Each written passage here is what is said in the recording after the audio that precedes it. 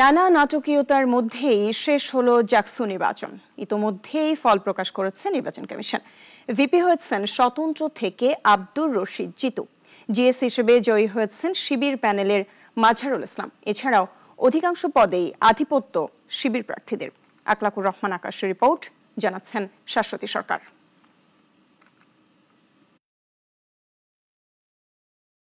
কাজ করার পর আজ দুপুর 2:45টায় শেষ হয় জাকসু নির্বাচনের ভোট গণনা। ভিপি নির্বাচিত হয়েছেন স্বতন্ত্র প্যানেল থেকে আব্দুর রশিদ জিতু। জিএস হিসেবে জয়ী হয়েছেন শিবির প্যানেল সমর্থিত মাঝহারুল ইসলাম। এছাড়াও এজিএস নারী ও পুরুষেও জয় হয়েছে শিবির সমর্থিত প্যানেলের।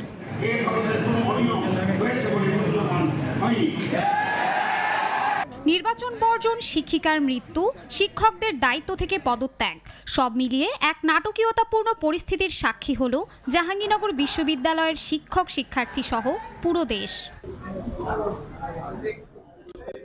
নির্বাচনের আগের দিন দুপুর পর্যন্ত কথা ছিল স্বয়ংক্রিয় পদ্ধতিতে হবে ভোট গণনা। তবে রাতেই পাল্টে যায় সিদ্ধান্ত।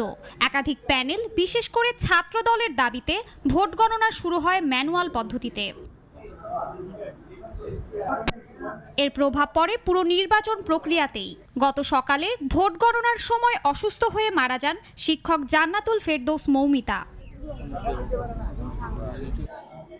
অনিয়ম ও কারচুপির অভিযোগে ভোট গ্রহণ শেষ হওয়ার মাত্র 1.5 ঘন্টা আগে নির্বাচন বর্জনের ঘোষণা দেয় ছাত্রদল সমর্থিত প্যানেল। রাতের মধ্যেই আরও 4 প্যানেল ঘোষণা দেয় নির্বাচন প্রত্যাহারের। প্রশাসনের অব্যবস্থাপনা, অনিয়মের অভিযোগে নির্বাচনী দায়িত্ব থেকে সরে দাঁড়ান 5 শিক্ষকও। প্রথমে সন্ধ্যা 7টায় ফল প্রকাশের কথা থাকলেও প্রধান নির্বাচন কমিশনার পরে সময় এগিয়ে 4:30টায় আনলেও কথা রাখতে পারেননি। নির্বাচন কমিশন বলছে এ নির্বাচনের ভোট পড়েছে প্রায় 68%। এদিকে জাহাঙ্গীরনগর বিশ্ববিদ্যালয় কেন্দ্রীয় ছাত্র সংসদ জাকসু নির্বাচনকে কেন্দ্র করে রোববার ক্লাস পরীক্ষা বন্ধ থাকবে বলে জানিয়েছে বিশ্ববিদ্যালয় প্রশাসন। শাশ্বতী সরকার, নাগরিক।